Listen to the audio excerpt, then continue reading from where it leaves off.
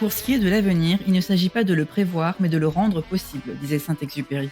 Avec Connecting Leaders, je pars à la rencontre de personnalités inspirantes et je mets en lumière leur business, leur audace, leur succès. Bonjour, je suis Simonie Devec. J'accompagne des dirigeantes et dirigeants d'entreprises en forte croissance pour faire rayonner leur business. Mon expérience en tant que business partner finance et RH, aux côtés de dirigeants en environnement tech, start-up, multiculturel, mais aussi mon engagement au sein du board de l'ONG internationale Passerelle Numérique, m'ont permis de voir à quel point le leadership, c'est avant tout de l'action, de l'ambition, mais surtout des relations, des connexions humaines, socle de tout. Bref, l'importance d'être bien entouré dès le départ. Mon objectif est de partager le parcours passionnant de mes invités, leur état d'esprit, leur moteur, leur challenge et leur succès, afin d'inspirer celles et ceux qui construisent le leur. Belle écoute! Bonjour, je reçois aujourd'hui Nina Ramen, experte en copywriting et entrepreneur, avec pour mission d'aider les femmes à prendre la parole, prendre leur place à travers l'écriture. Nina propose du coaching en copywriting et un bootcamp Ramène ta fraise réservé aux femmes. En un an, Nina a généré plus de 300 000 € de chiffre d'affaires. Nous sommes revenus sur la construction de sa communauté, de son entreprise, les futures ambitions, construire quelque chose d'encore plus grand, mais aussi de copywriting, de revanche, elle qui était dyslexique, et son combat féministe pour une société plus égalitaire envers les femmes. Merci Nina pour ton partage sans filtre et belle écoute. Hello Nina! Hello Simonie. Écoute, je suis ravie de t'accueillir sur mon podcast Connecting Leaders. On enregistre en studio à Paris, dans le cadre de Ramène ton podcast, donc trop bien, je suis vraiment ravie. Alors, on avait échangé une fois, je sais pas si tu t'en souviens, c'était il y a très longtemps, on va dire. Tu venais à peine de te lancer dans le coaching et aujourd'hui, tu es solopreneur avec plus de 200 000 € de CA. De CA de la première année. De la première année, Parce que là, on est à 300. Oui, voilà, OK. Donc, on va revenir sur ça. Donc, déjà, est-ce que tu peux te présenter sous l'angle que tu souhaites, Nina? Ouais, je m'appelle Nina Ramen et mon métier, c'est d'enseigner le copywriting. Copywriting avec un W et pas avec un R. Copywriting avec un W. C'est l'art de vendre avec les mots, de créer de l'engagement. Donc, sur des réseaux sociaux, ça va être comment tu obtiens un like, un commentaire, sur LinkedIn par exemple. Ensuite, ça va être sur des emails, comment tu fais en sorte que les gens cliquent, ouvrent ton email, te répondent. Et sur les pages de vente, ça va être comment tu fais pour que les gens cliquent sur le bouton acheter. Globalement, je fais cliquer les gens sur des boutons. Et mon métier, c'est d'enseigner ça. Donc, je l'enseigne à des indépendants et à des entrepreneurs.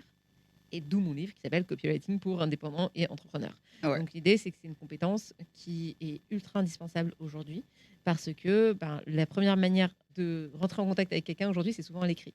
Donc, quand tu dois convaincre quelqu'un que ton produit est bien fait pour lui, en fait, qu'est-ce qu'il va faire? Il va lire ta page d'abord et ensuite, il va choisir de te contacter, pas te contacter, d'acheter ton produit. Donc, tout se passe beaucoup à l'écrit. Donc, si tu maîtrises l'écriture, en fait, tu maîtrises déjà une grande partie de ton processus marketing et vente.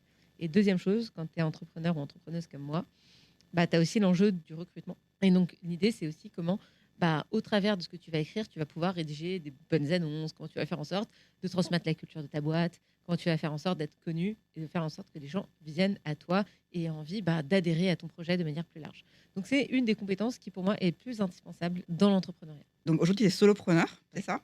Alors, ouais, je suis solopreneuse, mais je suis en train de basculer, ouais. D'accord, ouais. En fait, moi, j'étais Après, freelance, je vendais entre guillemets mon temps. Après, je suis passée à solopreneuse. Alors, il y a des débats sur les thèmes, mais oui. bon, je vais juste en donner moi ma définition. Solopreneuse, je vendais des produits. Donc, je vends des produits. C'est-à-dire que j'ai un produit qui est une formation en ligne, j'ai un produit qui s'appelle le Bootcamp, qui est en ligne aussi, mais tu vois, de manière synchrone. Ouais. J'ai un livre, enfin voilà, je vends des produits. Et aujourd'hui, je suis en train de faire une bascule et je suis en train de passer CEO. Et donc, Félicitations. aujourd'hui, mon enjeu, c'est plutôt de commencer à disparaître, moi, Nina, sous mon nom Nina Ramen, Ouais. mais de commencer à mettre en avant. Donc, le livre, ça sera probablement la dernière chose que je ferai en mon nom Nina Ramen. C'est ce qu'on dit. Mais, et donc là, je suis en train plutôt de vouloir créer quelque chose qui me dépasse. C'est-à-dire une entreprise qui s'appellera Ramène ta fraise. C'est vrai? Commence à Ça exister sera déjà. Ramène ta fraise? Ouais, qui commence à exister déjà, OK. qui existe sous forme de communauté, mais l'idée, c'est d'en faire une vraie boîte, quoi, Ouais. et qu'elle me dépasse. Et aujourd'hui, pour ça, on a besoin d'avoir des personnes, des gens qui sont avec nous dans un projet. Ouais. Donc là, aujourd'hui, il y a Julia qui nous aide sur Ramène ton podcast dans les studios. Ouais. Mais il Il y a aussi Élise qui va devenir sur la boîte en réalité, elle est cofondatrice de la boîte parce qu'elle a aussi créé Elle Ramène joue ta un fraise rôle, avec moi, d'accord. exactement, créer Ouais. la communauté. Il y a aussi d'autres personnes qui interviennent sur mes produits. Donc aujourd'hui, l'objectif, c'est de se dire, bon, bah, moi, Nina, je peux je peux faire 200, 300 k, ok, c'est bien. Premièrement, qu'est-ce qu'on fait de cet argent? Est-ce que je le mets dans ma poche? Est-ce que je le réinvestis pour quelque chose de plus grand? Et deuxièmement, moi, Nina, toute seule, accomplir quelque chose de grand, j'aurais besoin Au bout probablement d'un d'aide, moment, tu vois. ouais, c'est clair. Ouais, Et ouais. donc là, je suis en train de faire grandir Ramène ta fraise, dont l'objectif est d'aider les femmes à prendre la parole, prendre leur place, prendre le pouvoir dans des écosystèmes professionnels. Donc, comment tu le fais à l'écrit? Quand tu écris sur LinkedIn, comment tu fais pour faire un post qui marche bien? Mais ça pourrait être demain aussi comment prendre la parole, comment faire une conférence. Tu vois, c'est cette idée de comment tu prends le pouvoir par l'écriture et comment tu travailles aussi ta marque personnelle Ouais. à toi. Que des femmes? Ouais, Ramène ta fraise, c'est que des femmes. C'est quelque chose, tu penses que tu pourras élargir un jour? Pas sur Ramène ta fraise, parce que je me Ouais. suis rendu compte que la non-mixité, elle donnait un super pouvoir. Une sororité, c'est ça? La sororité, ça, je l'observe dans le bootcamp, c'est-à-dire que dans le bootcamp, Ouais. elles se rencontrent, elles travaillent encore ensemble après et tout, c'est génial. Mais surtout, en réalité, quand on est face à la prise de parole, qu'elle soit écrite ou orale, dans l'environnement professionnel, on n'est pas égaux. La ligne de départ n'est pas la même quand on est un homme et quand on est une femme. Ouais. Les femmes se font couper 2 fois plus la parole que les hommes. Quand on imagine un expert, on imagine plutôt un mec blanc avec des cheveux gris, Ouais. tu vois, Ouais. qu'une femme racisée et jeune, tu vois, par exemple. Alors Ouais. là, j'ai inclus des notions aussi de racisme, etc. Bien sûr. Donc voilà. Mais l'idée, c'est de se dire, bon, bah, aujourd'hui, en fait, l'expertise, la manière dont on l'a définie et on l'imagine, elle est plutôt définie par les hommes. Et quand on s'imagine quelqu'un faire la météo, évidemment, c'est une femme. Ouais. Parler de beauté, évidemment, c'est une femme. Parler de fringues, c'est une femme. Donc l'idée, c'est de se dire qu'on part pas de la même ligne de départ. Et donc moi, en tout cas, aujourd'hui, dans mon ambition et dans ce que je veux accomplir, l'idée, c'est essayer de rétablir le 50-50. Et pour ça, ça veut dire quoi? Ça veut dire aider plus une partie de la population que l'autre. Et je suis très OK avec ça. Ouais. Sachant que sur une partie de mes produits, ça c'est sur Ramène ta fraise, et moi sur mon autre partie qui s'appelle la manufacture du copywriting, là c'est des produits mix en self-service. Mon livre, il est à destination de tout le monde. Oui, voilà. Donc voilà, ça n'empêche pas que j'ai des produits que les hommes peuvent consommer, tu vois. Mhm. Mais disons que Ramène ta fraise, aujourd'hui, ça a plus vocation, ça a pour vocation À soutenir les clairement femmes. de soutenir les femmes Ouais. dans l'environnement professionnel et dans l'empouvoirment qu'elles peuvent avoir au travers de leur Ouais. expérience professionnelle. Et donc, tu as aussi une newsletter? Aujourd'hui, c'est une newsletter qui est assez globale, Ouais. qui s'appelle Deviens mémorable grâce au copywriting. Ouais. Donc, simple, copywriting, c'est à destination de tout le monde. Tous mes contenus, de toute façon gratuits, sont à destination de tout le monde. Ouais. Mais c'est le meilleur endroit si on veut en apprendre plus. C'est-à-dire que moi, je donne énormément de contenu gratuit. Il y a des cours, il y a des exercices. Enfin, globalement, moi, ce que j'offre, c'est pratiquement tout mon contenu en gratuit, puisque les gens, quand ils viennent chez moi et qu'ils achètent un produit, ils ne payent pas le contenu, ils payent l'expérience. Ils payent le fait d'avoir un livre où tous les savoirs sont ordonnés, sont organisés, avec des exercices, avec des tutos qu'ils peuvent offrir, qu'ils peuvent avoir, qu'ils peuvent emmener en vacances. Quand tu es là à consommer les newsletters de Nina Ramen, oui, tu as plein de trucs gratuits, c'est génial, mais après, il faut la retrouver, laquelle était laquelle, etc. Donc, tu vois, tu t'achètes aussi une expérience, tu achètes un objet. Mhm. Quand ça va être la formation en ligne, ça va être Nina qui va être avec toi une fois par mois en live. Et quand ça va être le bootcamp, ça va être aussi le coaching one-one, toujours les lives, mais aussi la communauté, avoir accès à toutes les filles, avoir accès au réseau, etc. D'accord. Donc, tu vois, il y a toutes ces possibilités de produits qui vont de 22 € à 2500 €. Et le bootcamp, justement, Ramène ta fraise, donc c'est pendant un mois, c'est ça? C'est une équipe, des femmes qui prennent la parole sur LinkedIn? Oui, exactement. On est Ouais. 20 femmes, une vingtaine de femmes, parce que là, on commence à faire des promos un peu plus grandes parce qu'on a trop Ah ouais? de demandes, donc on est en train d'agrandir. D'accord. Sinon, il faut dire non à trop de gens et c'est pas facile.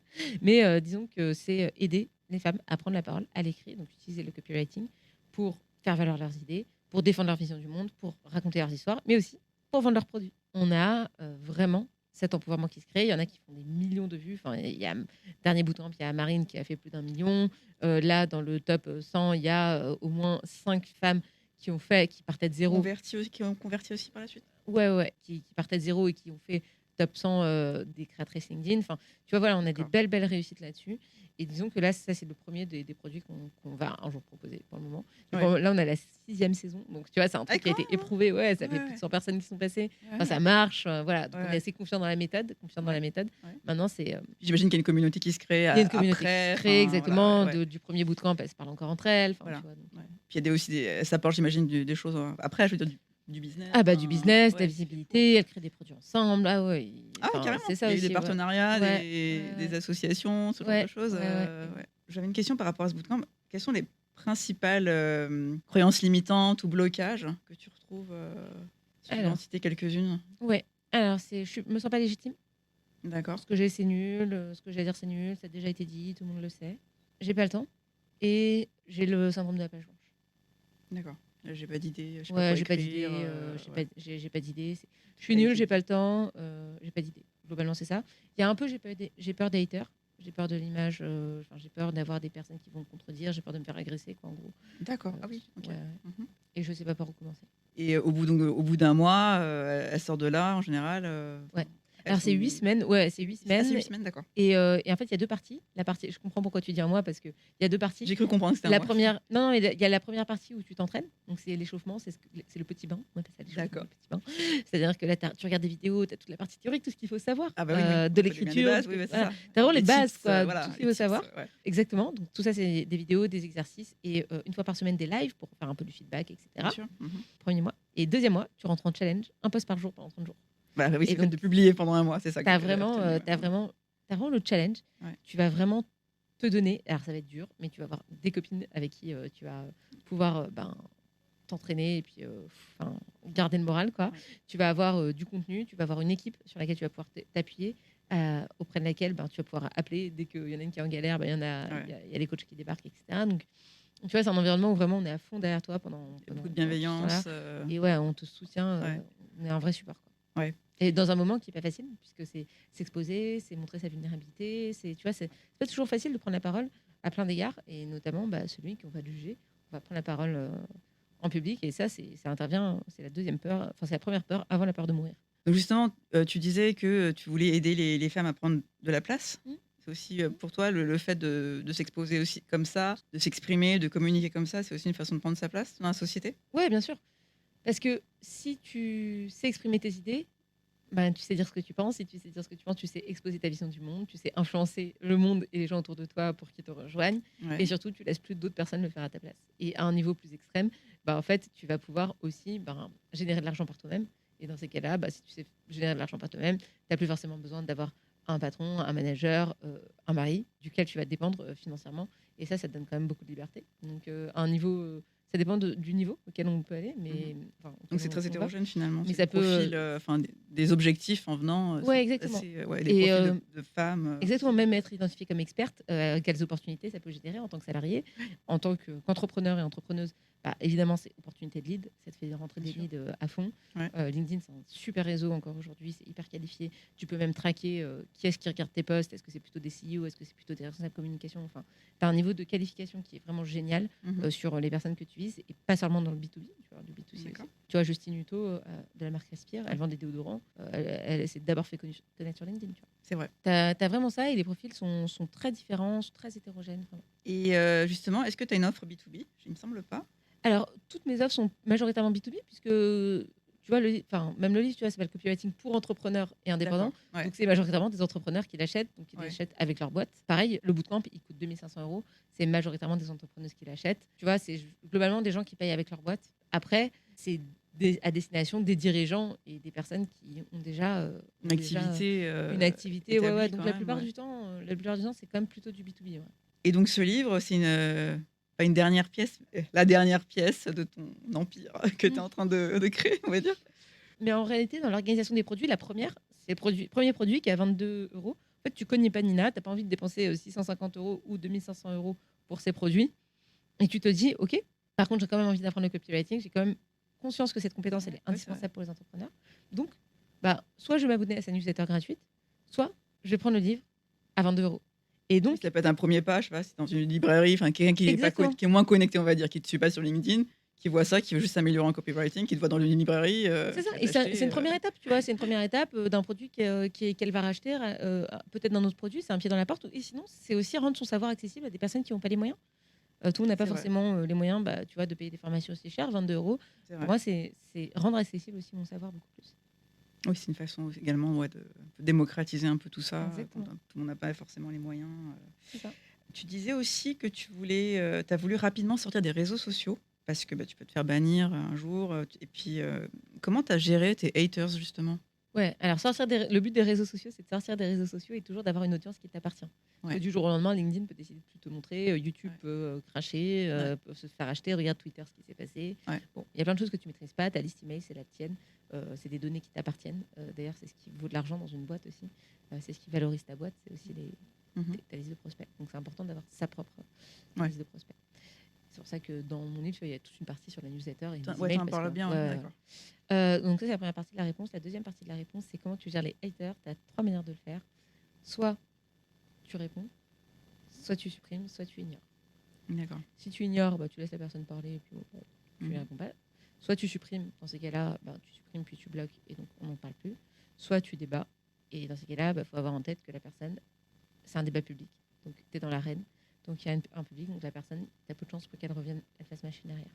Par contre, si tu vas en DM, en message privé, il y a quand même plus de chances qu'elle te réponde et qu'elle soit sympa. Ouais. Donc, globalement, ce que j'ai appris avec le temps, c'est que débattre, ça ne sert pas à grand-chose. Et par contre, les laisser sur mes posts, comme j'ai des gros posts qui font entre 100 000 et 1 million parfois, enfin voilà, j'ai quand même des. Pas que 100 000 et 1 million, mais mes gros posts font quand même beaucoup de vues.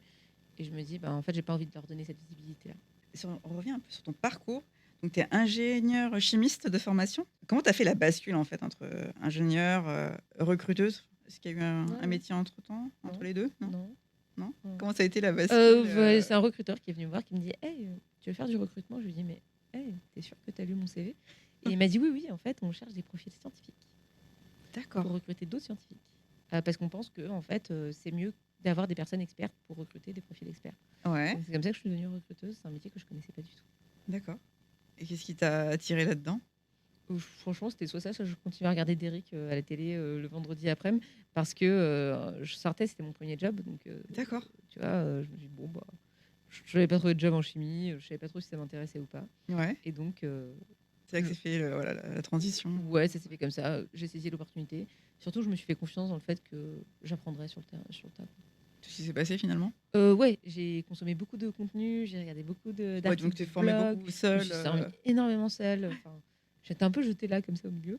En réalité, je me suis beaucoup formée. Je me suis tellement formée que j'étais meilleure que plein d'autres recruteurs de ma boîte qui faisaient ça depuis beaucoup plus longtemps. Et donc, le manager de ma boîte m'a dit écoute, Nina, est-ce que tu veux pas former les autres recruteurs à ce que tu fais? J'ai fait ok, d'accord. Et donc, en interne, j'ai formé les autres recruteurs à ce que je faisais. Et là, c'était ma première expérience d'enseignement et d'enseignement d'écriture. D'enseignement du copywriting que je maîtrisais pas du tout avant et que je savais même pas ce que c'était à l'époque. Donc j'enseignais quelque chose que je comprenais, que je savais pas trop ce que c'était. D'accord. Mais je savais que j'étais bonne, je savais que ça fonctionnait. Ça marchait. Je savais qu'il y avait des gens qui voulaient l'apprendre et donc j'ai commencé à faire ça sans m'en rendre compte, quoi. Ouais. Et ensuite donc vouloir le faire de manière solo, donc côté entrepreneurial. Ça, c'est quelque chose que tu as toujours voulu faire ou pas? Non, pas du tout. Moi, j'étais pas entrepreneur. Je sais que c'est juste la pire vie que tu puisses avoir, que tu n'as pas de life, que tu n'as pas de week-end, que tu n'as pas de vacances, que tu vois pas tes enfants. Donc moi, j'avais pas du tout pour ambition de faire ça. Mais vraiment, le pire plan de la Terre. Et en réalité, ce qui s'est passé, c'est que j'ai quitté ma boîte. C'était pas trop prévu à la base. Et donc, soit j'allais trouver une autre boîte, mais bon, j'étais pas très sereine dans le fait de trouver une boîte qui me corresponde. Et en plus, j'avais un enfant, j'étais enceinte à ce moment-là. J'ai lancé ma boîte au moment où j'ai pratiquement le même jour que j'ai appris que j'étais enceinte. Donc je me suis dit bon, on va peut-être pas postuler enceinte comme ça, là, c'est un peu chaud. Et donc ce que j'ai fait, c'est que je me suis lancée. Et c'est probablement la meilleure décision que j'ai prise parce que même si c'est un projet un peu fou, que normalement on dit ouais, pour avoir un enfant, il vaut mieux être en CDI, être bien rangé, etc. Moi j'ai fait l'inverse et ça m'a donné 9 mois pour me dire tu as 9 mois pour créer une boîte rentable. Ça a probablement été le meilleur moteur d'entrepreneuriat. Ouais. Ta grossesse s'est bien passée?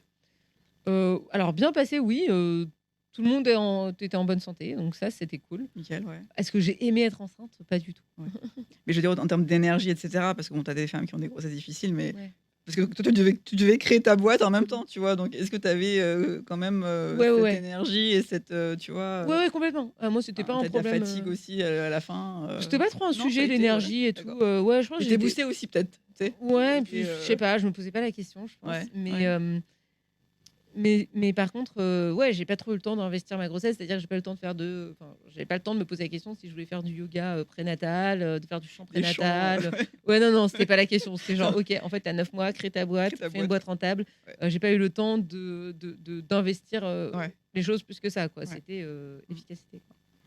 À un moment, tu disais aussi que tu avais eu des difficultés, plus jeune en dictée. C'est quand même incroyable alors que maintenant que tu es, experte en, copywriting, tu as écrit un bouquin et tout, enfin, c'est une revanche, sur la vie? Je Ouais, sais tout pas, à fait, c'est comment tout tu à le fait une vois? revanche. Comment tu le vois, Je c'est pense que quand même, la Nina d'il y a 30 ans, elle se serait dit, enfin, il y a 20 ans, elle se serait dit: Impossible». Non, moi j'avais moins 10 en dictée, vraiment c'était la pire matière de la terre c'est pour incroyable moi. quand même. Je Ouais. détestais ça, je me trouvais nulle et puis en fait, c'est pire que ça, c'est que tu finis par intégrer. Je pense que c'est pas moi qui me trouvais nulle, mais c'est mes profs en Mais fait, c'est c'est tes les notes profs, qui ouais, me qui te disaient: donnent, «Et toi tu finis par intégrer ça et donc tu te sens nulle» et enfin, je pense que j'étais nulle en dictée et en fait, j'ai compris que le copywriting, c'était pas de l'orthographe, c'était pas de la littérature. Le ouais, copywriting, c'est de la vente. Copywriting, c'est pas de l'orthographe, c'est pas de la littérature. Le but, c'est pas de faire un beau texte. Le but, c'est de faire un texte efficace. ouais, C'est de faire un texte que les gens vont acheter. C'est de faire un texte à la fin duquel les gens vont cliquer sur le bouton. Le but, c'est plus ce que tu vas dire que comment tu vas le dire. Et d'ailleurs, les bons romanciers ne font probablement pas des bons copywriters parce que des bons copywriters, c'est des gens efficaces. Ils enlèvent des adverbes, ils font sujet verbe complément, ils font phrase pas de courte, ouais, description, tu vois, à la Balzac où tu ouais. vas commencer à décrire tout ce qu'il y a autour avec plein de détails, etc. Non, Ah, tu c'est choisis rapide, tes mots, efficace, il et faut que ce sujet verbe soit complément. ouais, Merci, au revoir. Le but, c'est de faire passer une idée. ouais, Et donc finalement, le copywriting, en ça, c'est pas trop de l'art en fait. Le copywriting, c'est plus de la vente. Et donc je pense que la compétence que je maîtrise davantage que l'écriture, c'est la vente. Et au travers de l'écriture, après, j'ai pris ma revanche. Après, j'ai appris et aujourd'hui, en fait, la compétence que j'exploite plus, c'est la vente. C'est-à-dire qu'en face de toi, si tu veux vendre un vélo, tu veux convaincre quelqu'un de passer de la voiture au vélo. Enfin, moi, si je devais vendre à mon mec qui est un peu bobo, écolo, je lui dirais, ça va réduire ton empreinte carbone. Si je devais convaincre ma mère qui est arrivée à Paris et qui a vu les embouteillages arriver en 40 ans, je dirais que ça va te permettre de gagner du temps dans tes déplacements. Et si je devais me convaincre moi, je me dirais, Nina, tu as fait ta grossesse, tu as pris 10 kilos, le vélo, c'est un bon moyen de faire du sport sans prendre trop de temps dans ton agenda. mmh, Et donc là, tu vois qu'en fait, le copywriting, ça réside dans le fait de d'abord connaître ces personnes, ouais. ensuite d'amener le bon discours et ensuite d'écrire. Donc le copywriting, finalement, une fois que tu as fait ça, tu as fait 80% du chemin. Les 20% restants, c'est simplement écrire. Donc ça, c'est 80% du taf. Après, les 20% restants, c'est juste écrire. D'accord. Pas besoin de talent littéraire? Pas du tout. Enfin, Non. franchement, Ouais, c'est même plutôt l'inverse. Plus tu ouais, vas aimer tout ce qui est verbeux et moins tu seras bon copywriter finalement. ouais. Et donc ce côté, féministe, ça te vient d'où? C'est quoi ta définition du féminisme? Tu soutiens L'égalité l'idée? entre les femmes et les hommes Ouais, à tous les niveaux. Donc, dans les droits, mais aussi dans les opportunités qu'on peut avoir. Et aujourd'hui, je pense que c'est là où le bas blesse. C'est qu'en termes d'opportunités, on est moins poussé, on est moins visible. Parce que, alors évidemment, il y a des différences salariales, c'est ça encore 22% d'écart. mmh, Qu'en réalité, la charge parentale, elle repose encore beaucoup sur les mères et beaucoup moins sur les pères, ce qui fait que forcément, quand tu occupes la charge parentale de manière plus importante, tu as moins de temps pour passer, pour investir ton travail. Il y a aussi le fait que on est moins poussé à prendre de la place, on est moins poussé à prendre notre espace. Dans les cours de récré, les terrains de foot occupent tout l'espace. Les filles, elles sont sur le côté et elles jouent à la corde à sauter sur un tout petit coin. mmh, En fait, on est moins éduqué à prendre la place, à prendre l'espace, à prendre la parole, à investir, à exercer notre pouvoir. Je ouais. pense que les femmes et le pouvoir, on nous apprend pas à exercer le pouvoir. Non, non, non. Alors que il faut savoir, exercer le pouvoir, c'est plutôt genre non, nous on veut pas trop le pouvoir. On Pas nous faire de bruit, pas faire de vagues, voilà, sois sage. voilà, on nous enseigne à être douce parce qu'en fait, si on n'est pas douce, on risque notre vie. En fait, ce que je veux dire, c'est que dans un monde où les dynamiques d'oppression existent encore et que Ouais. si on a fini par développer ces traits de personnalité, de caractère, c'est pas parce qu'on est né comme ça à la naissance, c'est parce qu'on a fini, parce qu'on les a appris, parce qu'on nous a dit qu'une femme qui était bien reconnue socialement, c'est une femme qui est douce, qui est gentille, qui s'occupe bien de la famille, etc. Voilà, c'est ça, ouais. Et qui se soumet à un Aux certain... normes aussi un peu de société, Voilà, c'est de ça. ce qu'on attend d'elle, Exactement, c'est ça. pas faire de vagues. Voilà, c'est ça. Et c'est là Ouais. où, en fait, tu vois l'inégalité. C'est qu'en fait, on va dire aujourd'hui, oui, mais aujourd'hui, une femme, elle peut entreprendre. Regarde, il y a, je sais que tu as invité Catherine Barba. Regarde, elle est chef d'entreprise, elle envoie du pâté. Ouais, ouais, c'est sûr. Ça veut pas dire qu'il n'y a pas de contre-exemple. Mais ça veut dire que on part quand même pas de la même ligne de départ. Ah oui, clairement, clairement. Donc, Et puis, effectivement, enfin, tu parles de la maternité, déjà, si tu as pas de système de garde, voilà. Et puis, beh, quand tu as un enfant, enfin, quand tu es parent, oui, investir les sujets de networking et cetera, non, le soir, il faut que tu ailles récupérer ton gamin, le bain, enfin, ça, c'est ça. Et il y a ça tu plein de le vois. choses, ouais, Exactement. ouais, ouais. Mais, je pense qu'il y a aussi du travail qui est fait avec les nouvelles générations. Pas mal d'entrepreneurs aussi, qui essayent d'amener ça dans leur boîte, dans leur start-up et cetera, de soutenir un peu les parents. Je pense qu'il y a quand même des choses, des mentalités ou enfin il y a quand même des améliorations. Enfin, moi, je pense voir des améliorations, non? T'as pas l'air. Ouais, je Non? sais, je suis pas T'as sûre pas. quand on ouais, non, je sais pas si il y a des améliorations, mais en tout cas, c'est à nous de les faire, en fait. C'est-à-dire que pour Oui, moi, tu peux c'est à pas nous de attendre c'est à nous des autres. d'essayer de mettre notre pierre à l'édifice, dans ce qui se passe. Oui, oui, il y a des choses qui sont faites, il y a des gens qui font des choses super et c'est génial. Ouais. Mais, mais à mon avis, pas suffisamment. Ah oui, Voilà, clairement, voilà ouais. ça. Oui, probablement, mais Après, on n'est jamais mieux que servi par soi-même, effectivement. ouais, c'est ça. Et c'est à nous aussi de faire un pas, enfin, plusieurs pas. Il y a Ouais, bien plein, sûr. plein de trucs à faire. Et parce que le sexisme, il est en nous tous, en fait. C'est ça aussi, c'est que cette idée de se dire, on pense toujours que c'est le problème de... C'est pas notre problème, dans le Ouais. sens, soit que c'est pas notre problème, soit que nous, on n'est pas sexiste. C'est-à-dire que tu peux être une femme, tu peux avoir du sexisme en toi, en fait. C'est-à-dire que tu peux être une femme et couper deux fois plus la parole à une autre femme qu'un homme, tu vois. Ouais. Tu peux être une femme et inconsciemment choisir un homme quand tu veux créer, recruter quelqu'un sur l'automatisation de tes process, tu vois, plus qu'une femme. Mm. Et donc, c'est pas parce qu'on est une femme qu'on n'a pas de biais sexiste, et c'est pas parce qu'on est un homme qu'on en a, qu'on en a pas non plus, tu vois. Mm. On vit tous dans un monde, je pense, où le sexisme est super présent.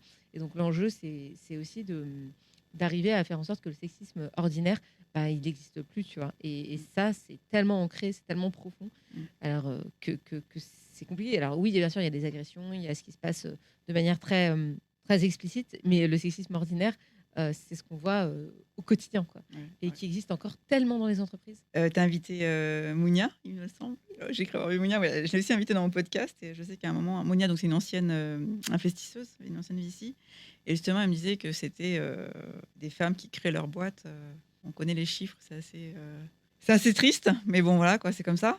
Mais voilà, on espère aussi qu'avec des modèles, des rôles modèles comme toi, enfin comme voilà, qui proposent des choses, qui soutiennent les femmes, qu'on ait beaucoup plus d'exemples et de belles réussites, quoi. Ouais, c'est clair. C'est quoi tes prochaines ambitions, justement? Enfin, t'en as parlé un peu au début, mais tu te vois comment? Je sais pas, tu te fais des vision boards ou des plans, enfin, tu vois, même si, bon, voilà, tout. Tout peut basculer. C'est ça, exactement, mais juste, voilà, est-ce que Ouais, voilà, ouais, en tant que ouais, CEO, justement, voilà, t'es obligé d'avoir une vision et des exactement. ambitions pour ta boîte. Bah moi, tu vois, c'est pas quelque chose que j'avais compris qu'il fallait avoir une vision. Moi, j'avais pas C'est du vrai? tout compris ça. Ouais. Moi, je me disais, ok, bon, on va déjà faire de l'argent et ce sera bien. Oui, Euh, après, effectivement, alors, ouais. euh, Faire alors, du euh, cash, c'est le nerf de la guerre, ouais. ouais, voilà. Et une fois Ouais. que tu as du cash, en fait, ta question, c'est l'étape d'après. Ah, Tu fais qu'est-ce quoi? que t'en fais, ouais. Et qu'est-ce que tu en fais? Et donc, c'est là où intervient la vision. La vision, elle est importante pour plusieurs choses. Elle est importante pour savoir où est-ce que toi, tu mets ton énergie.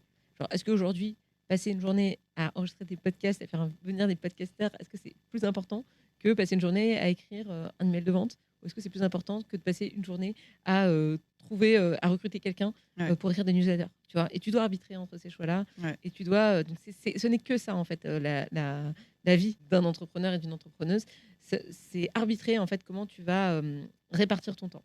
Et donc, ta vision, elle te sert à privilégier l'une ou l'autre des activités Ouais. de manière à servir cette vision. Mais si tu sais pas où tu veux aller, c'est compliqué de prendre ta décision aujourd'hui parce que tu sais pas ce que tu veux pour dans 6 mois, dans 1 an, dans 2 ans, dans 3 ans. Donc ça, Ouais. ou dans 25 ans. Mais il a fallu du temps pour que je comprenne qu'il fallait que j'ai une vision. Ensuite, une fois que j'avais compris qu'il fallait que j'ai une vision, ça a été, c'est quoi ma vision? Et donc, je savais pas ce que c'était ma vision. On me demandait c'est quoi ma vision, c'est quoi ma vision. J'étais là genre, aucune idée. Ouais. Donc il y avait une espèce de grand vide qui arrivait, page blanche, vraiment page blanche. Ouais. Donc ça a duré quelques mois. Et puis maintenant, je commence à avoir construit une vision. Donc la vision. Alors il y a deux choses. Il y a Nina Ramen et ma marque personnelle que je porte et qui restera toujours moi et que je vais réguler toute ma vie. Mhm. Et il y a la vision sur les boîtes que je suis en train de créer.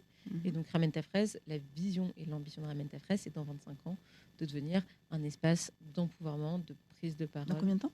Dans 25 ans. 25 ans? Ouais. C'est beaucoup. La vision à 25 ans.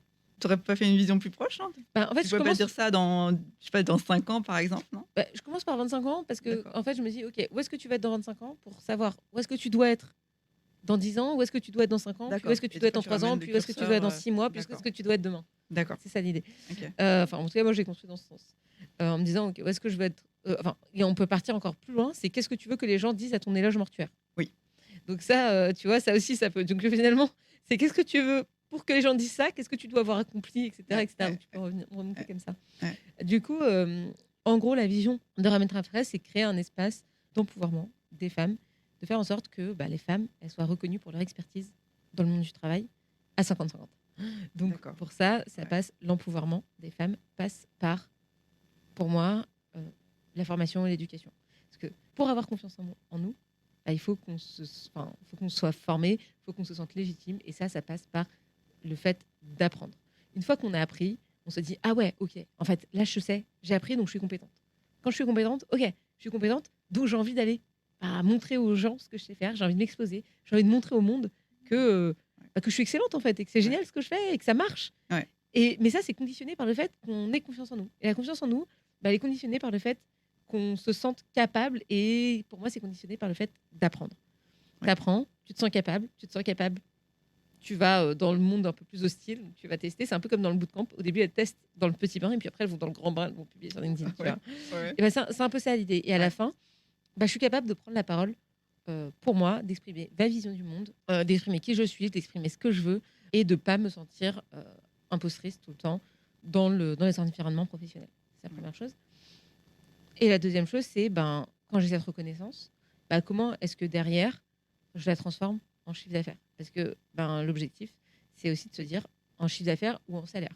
C'est-à-dire que demain, si tu es reconnu dans ton expertise, tu as des recruteurs qui vont se bousculer à la porte. Donc, ton manager, ton employeur, tu vas pouvoir lui dire « Ok, t'es gentil, mais en fait, moi, je sais que j'ai d'autres opportunités à côté. Donc, je sais que je dis pas oui à tout. » Donc, c'est aussi l'estime de soi qu'on va pouvoir gérer parce qu'on sait que, en fait, on n'est pas pris à la gorge. Et deuxièmement, ça peut être en termes de business, tout simplement, générer des leads, avoir des clients en face de soi, pouvoir choisir ses clients. Et ça aussi, c'est un rapport beaucoup plus d'égal à égal qu'on expérimente. En fait. Une fois que tu sais t'exprimer, tu sais générer des opportunités. Quand tu sais générer des opportunités, tu as le choix. Et quand tu as le choix, tu es beaucoup plus libre et tu choisis beaucoup plus ta vie. Quoi. Est-ce que tu as prévu ou que tu te verrais faire des formations, mais en entreprise, tu vois, un peu plus... Ouais, j'en fais. T'en fais déjà? Ouais, D'accord. j'en fais. Ouais. J'en fais. C'est un peu plus corporate, dans les environnements plus... Ouais, j'en fais. Après, je reste Nina qui vient d'entreprise. Hein, Bien tu sûr, vois, les gens qui me contactent. La dernière fois, j'ai en présentiel. une banque, en D'accord. présentiel. Ouais. C'était dans le sud d'ailleurs. Ouais. Une banque. D'accord. Je suis venue et en fait, c'était des managers en costard-cravate, quoi. Hein. Ouais, qui avaient besoin de s'améliorer en écriture. Ouais, eux, c'était la présence des managers sur LinkedIn. Comment tu fais en sorte que tes managers prennent la parole sur LinkedIn pour faire rayonner ta boîte. Finalement, parce que la culture de ta boîte, on dit qu'un salarié quitte un manager, c'est pareil quand il le rejoint. Ouais. Et donc, si tu arrives à faire en sorte que tes managers prennent la parole sur LinkedIn, tu arriveras mieux à recruter. Si tu arrives à faire en sorte que tes managers prennent la parole sur LinkedIn, tu seras plus connu de tes clients. Si tu arrives à faire en sorte que tes managers prennent la parole sur LinkedIn, en fait, toi aussi, en interne, les informations, elles circulent plus facilement. Ouais. Bref, prendre la parole sur les réseaux sociaux, sur LinkedIn, mais de manière générale, ça contribue au développement de ta boîte. Et ça, même dans le monde corporate, ils commencent à le comprendre. Et donc, moi, on me contacte pour me dire, OK, est-ce que tu peux me faire une journée pour donner des clés aux managers pour prendre la parole, sur LinkedIn notamment. Et donc, je l'ai fait dans les banques, je l'ai fait dans les startups, je l'ai fait dans plein de boîtes différentes. Ouais. Est-ce que tu as eu des mentors ou des personnes pour qui c'était des belles rencontres pour toi et qui t'ont aidé jusque-là, quoi. Je pense que j'en ai eu beaucoup quand j'étais salariée. Tu vois, j'étais dans une boîte qui s'appelle l'École du recrutement. Oui, Laurent Bois. Ouais, Laurent Bois, qui était mon boss, mais je pense qu'aujourd'hui, c'est quelqu'un qui reste dans ma vie quand même encore aujourd'hui, que j'adore, et qui a un podcast qui s'appelle L'Apprenti, et donc avec qui je continuais à parler, mais qui m'a poussé et aidé. Avec lui, il y avait Nicolas Galita. Lui, c'est plutôt la personne qui m'a enseigné l'écriture, vraiment. C'est la personne. D'accord. Okay. Vraiment, sans lui, je pense que je ne l'écrirais pas. Dans la même équipe, il y avait Mohamed Achabar. Donc, il y avait vraiment ces trois personnes-là qui étaient à l'école du recrutement qui m'ont vraiment poussé dans l'écriture. Soutenu. Ouais, c'était cool. Après, quand je suis arrivée dans l'entrepreneuriat, là, j'ai eu moins eu de mentors, mais j'ai plus eu des collègues, des copines avec qui on bossait ensemble. Il y a Caroline Mignot, notamment, Caroline Jurado. Voilà, il y a plein de personnes qui m'ont soutenue aussi et qui m'ont aidée à leur manière différente. Mais à leur manière aussi, ouais. Et donc, tu es maman d'un petit Léon.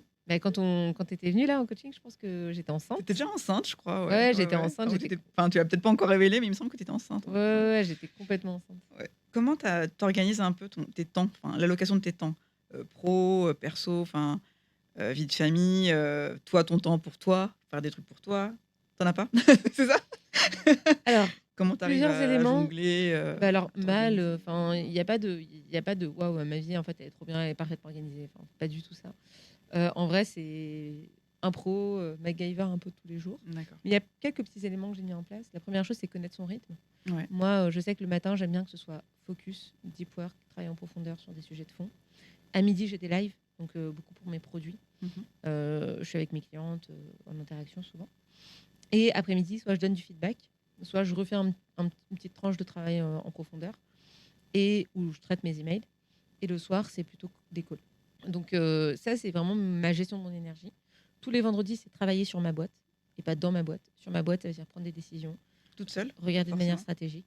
Non, là, j'ai Élise qui est en train de devenir associée de la boîte. Donc elle Bosser intervient ensemble? aussi, j'ai un rendez-vous avec elle. D'accord, Mais c'est le seul rendez-vous. C'est vraiment prendre de la hauteur, comment on peut réfléchir en termes de strat, où est-ce qu'on va. d'accord. Et elle a un profil beaucoup plus intégratrice. Tu vois. Moi, je suis un peu la visionnaire de l'équipe, c'est-à-dire ça qui va donner une direction, etc. Et elle, c'est elle qui permet de réaliser cette Vous direction. complétez, très bien, quoi. Totalement. Donc ça, déjà, c'est un bon truc. Ensuite, autre chose, j'essaie d'organiser mes objectifs par trimestre. Tous Mmh. les fins de trimestre, je fais un point sur qu'est-ce que j'ai réalisé, qu'est-ce qui a fonctionné, qu'est-ce qui n'a pas fonctionné, pourquoi ça n'a pas fonctionné, et qu'est-ce qui m'a donné de l'énergie et qu'est-ce qui m'en a pris. Et ensuite donc tu actionnes, ce qu'il faut, Voilà. pour Et celui donc, je refais d'après, le plan sur le sur trimestre suivant. ouais. Et donc, concrètement, pour répondre à ton histoire de vie de maman, alors j'ai un enfant qui a 10 mois et qui fait pas encore ses nuits, enfin qui fait ses nuits à lui, mais pas nos nuits à nous. D'accord, Donc, le manque de sommeil, c'est compliqué. d'accord. Thibaut Tu gère beaucoup, Thibaut gère pratiquement toute la charge parentale, c'est-à-dire qu'il fait entre D'accord, 70 et 80% du taf. Il d'accord. se lève toutes les nuits, enfin ça va. Moi j'ai fait 9 mois, lui il fait 9 mois. Ça, c'est vraiment être accompagné là-dessus, ça change quand même beaucoup de choses. Ouais. Avoir quelqu'un qui fait sa part, ça change quand même beaucoup de choses. Ouais. C'est lui qui fait les rendez-vous chez le pédiatre, enfin, il fait quand même D'accord. beaucoup de choses. Et c'est ouf. Et heureusement que je l'ai, parce que sinon je pourrais clairement pas avoir la vie d'entrepreneuse que j'ai. Mmh. Donc ça, c'est un élément de réponse. Et autre chose, l'entourage et l'argent. L'entourage, moi j'ai 2 parents qui habitent pas à Paris, pas en France, même pas en Europe. Donc Ouais, donc tu peux pas les c'est pas appeler pour toujours qu'ils viennent, facile. Ouais, garder le petit, c'est pas toujours facile. Mais là, tu vois, ma mère, elle vient de plus en plus souvent Mmh. parce qu'elle voit que je suis en galère avec Léon et donc elle nous le prend parfois 3 jours d'un coup. On est trop contents Ah ouais. et ça se passe super bien et donc ça aide. Donc Mmh. solliciter l'entourage un maximum et ne pas dire à son entourage, faut que tu prennes l'enfant, je suis crevée, genre vraiment Ouais, fais-le. ouais. Et pas dire oui, ce serait bien. Enfin voilà, vraiment. Mmh. Et autre chose aussi, donc ça c'est l'entourage, mais on n'est pas tous égaux par rapport à ça. Ouais. Et l'argent, et pareil, on n'est pas tous égaux par rapport à ça. Ouais. Moi j'ai une nounou de jour et j'ai une nounou de soir. C'est-à-dire que la nounou de jour, elle gère la journée et la nounou de soir, je suis là avec mon fils, je joue avec lui, je fais des choses avec lui, mais il y a quand même la nounou pour prendre le relais et pour me décharger parce que sinon, soit je suis en call et j'ai pas fini de travailler à 18h et elle est là pour pouvoir prendre le relais quand moi je dois finir ma journée, Mmh. ou soit sinon, j'ai envie de m'occuper de Léon et je suis avec lui, etc.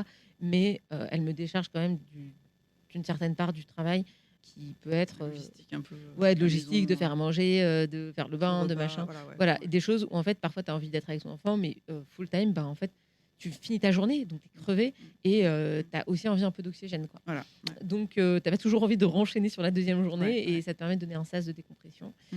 Et ça, encore une fois, on n'est pas tous égaux par rapport à ça. Et Ouais. d'où aussi l'objectif d'avoir de l'argent. Et pour que les femmes elles aient de l'argent, c'est aussi, ce qui est cool, c'est aussi comme ça qu'elles peuvent. Tout à fait. Ça permet ça, en fait, l'argent.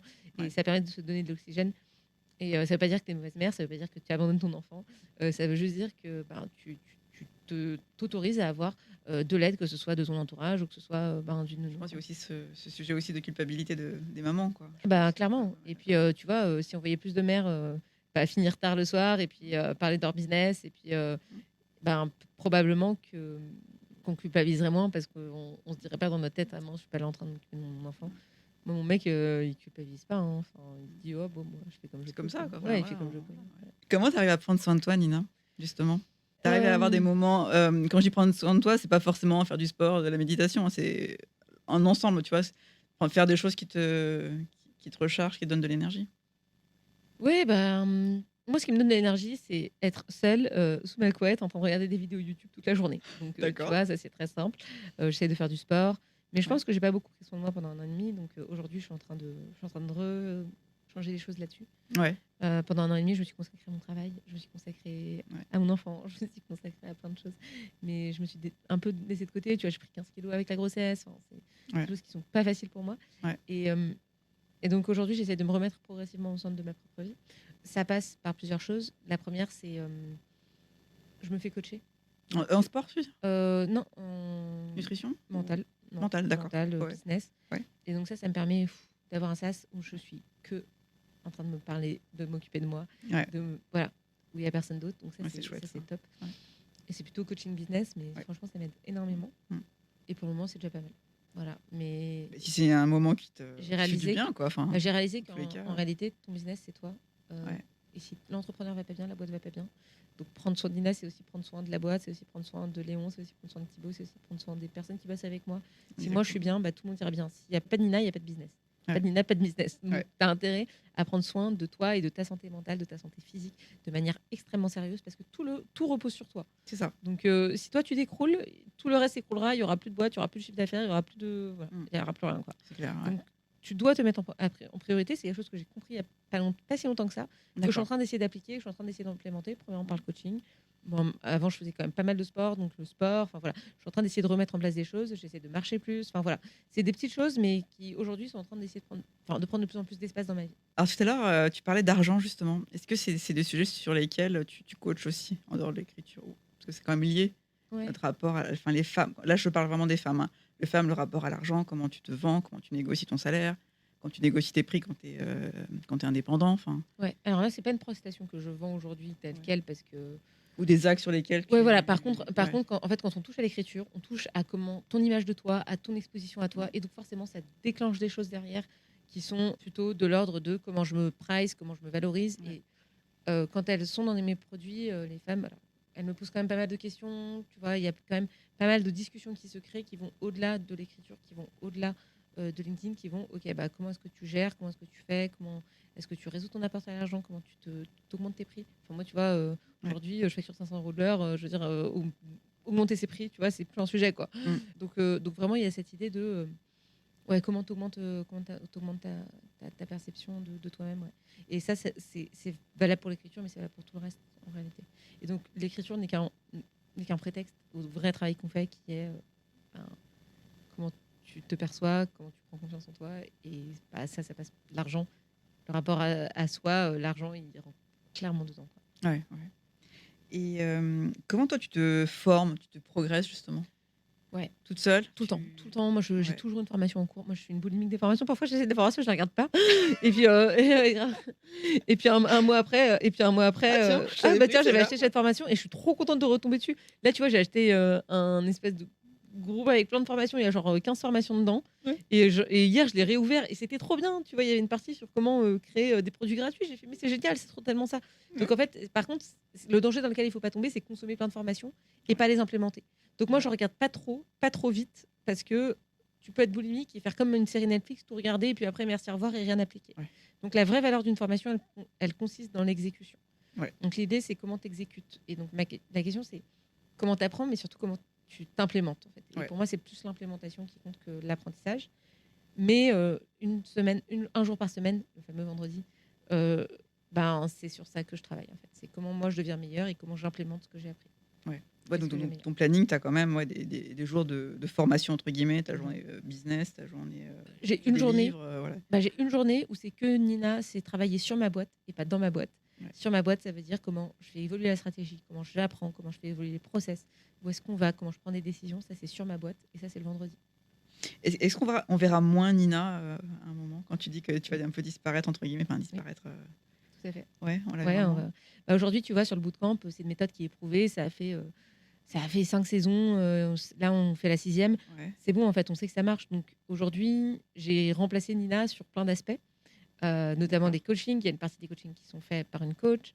Là, il y a une partie des lives qui sont faits par quelqu'un d'autre. Et l'avantage, c'est que c'est mieux fait que quand c'est Nina. C'est vrai. Parce que Sonia, son métier, c'est d'être facilitatrice. Donc c'est son job, 5 jours sur 7, 7 heures par jour. Elle fait que ça. Donc elle est forcément meilleure que moi. J'imagine, j'ai pas fait de bootcamp, mais peut-être que j'en ferai un moment. Mais je sais que moi, je serais venue pour toi aussi. Donc ne pas te voir, tu vois, enfin...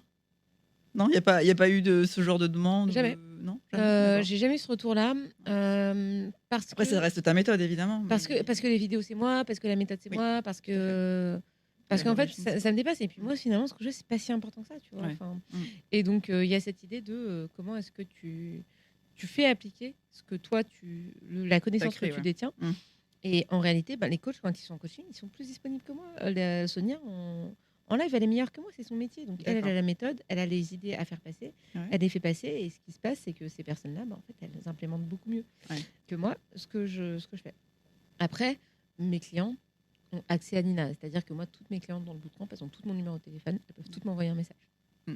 Tout le temps. Et je réponds tout le temps. Ouais. Donc, tu vois, il y a quand même ce truc-là de tu as toujours accès à Nina, Mm. d'une certaine manière. Et en réalité, s'il y a un sujet sur lequel elles sont bloquées, je viens les débloquer. Tu vois. Ouais. Donc, mais pour le moment, le taux de satisfaction ne fait que augmenter dans le bootcamp à mesure qu'on avance, alors que je ne fais que remplacer des gens.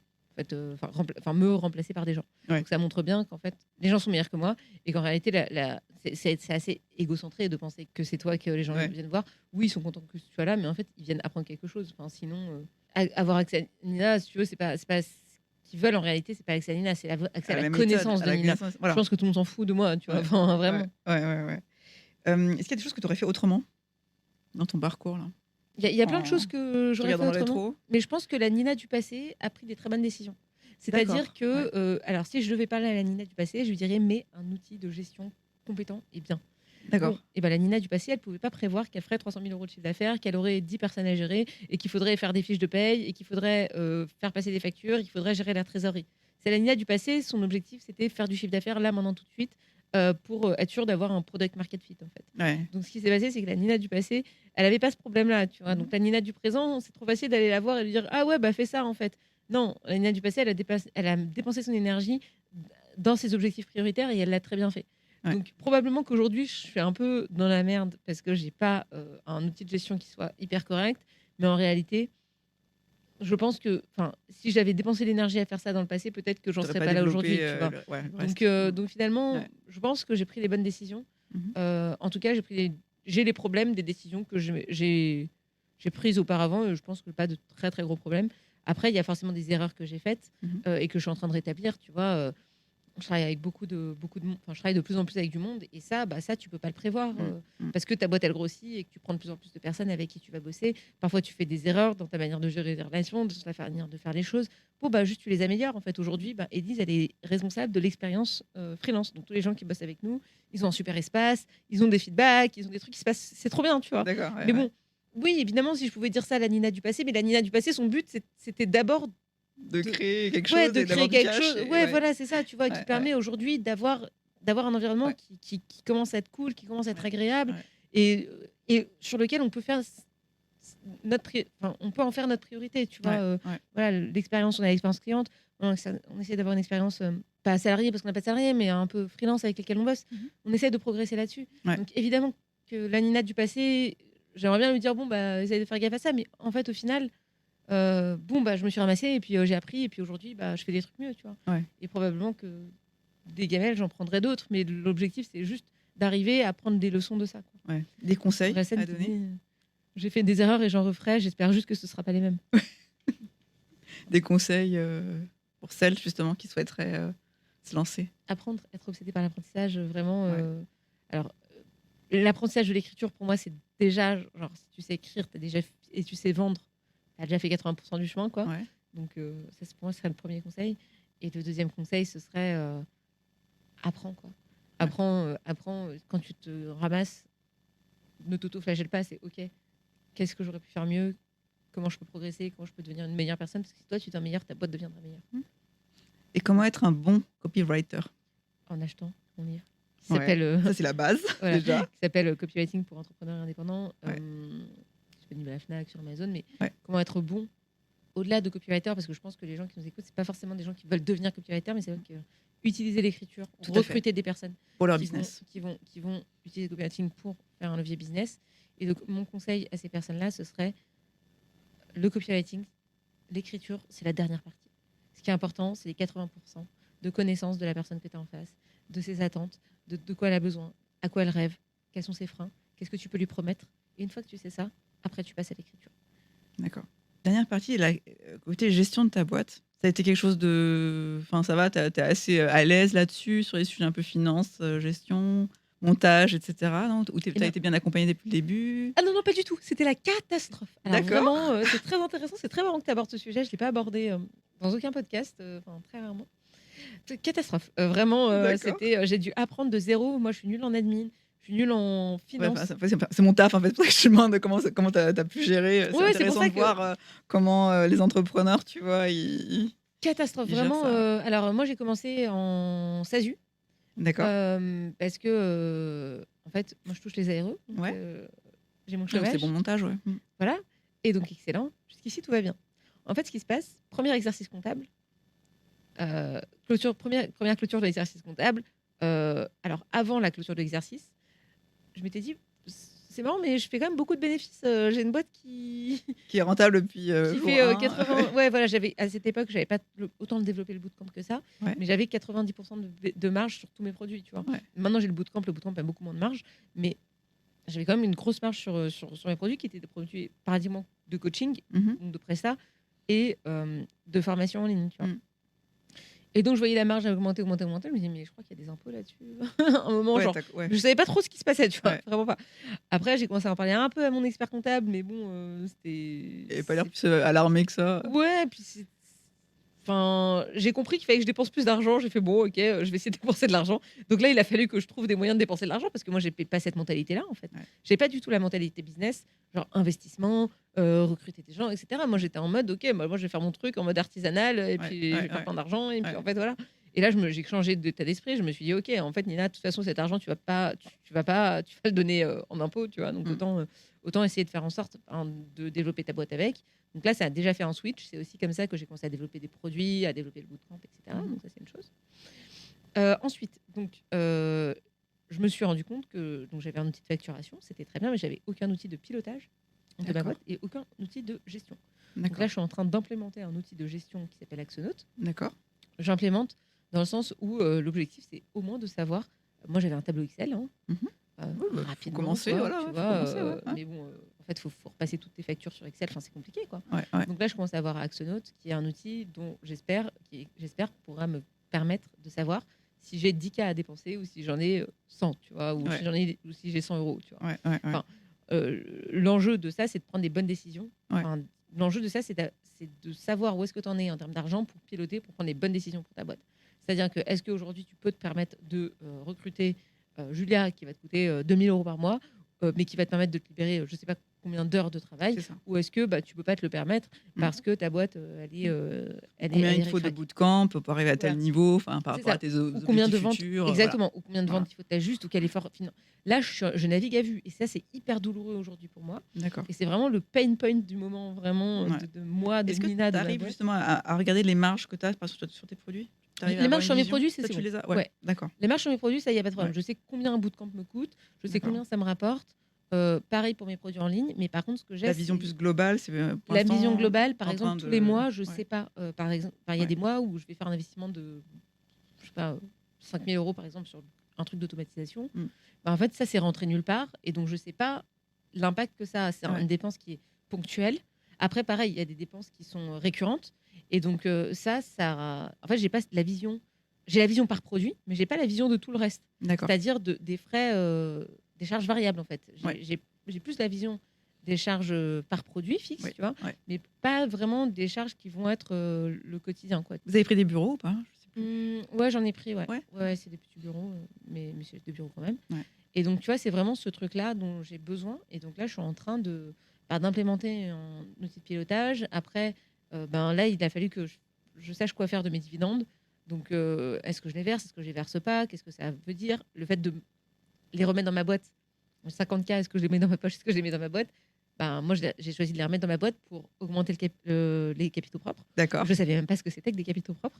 Je savais même pas qu'avec des capitaux propres, en fait, plus tu augmentes tes capitaux propres, plus en fait tu peux avoir de subventions, Mmh. plus tu vas aller demander de l'argent à la banque. C'est ça. Tu vois, et ça, moi, je comprenais pas ça. Et donc, je Ouais, savais ouais. même pas à quoi ça servait d'aller demander de l'argent à la banque. Maintenant, je comprends mieux.